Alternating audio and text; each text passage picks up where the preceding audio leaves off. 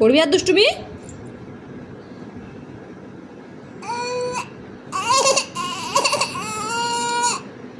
Sorry বলো, sorry বলো। Sorry বলতে হয়, তুমি দুষ্টু করেছো, মাকে মেরেছো, সরি বলো।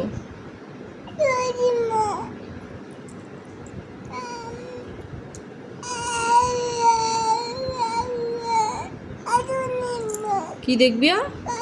কার্টুন দেখবা? আর মারবা মাকে? তাহলে সরি বলো।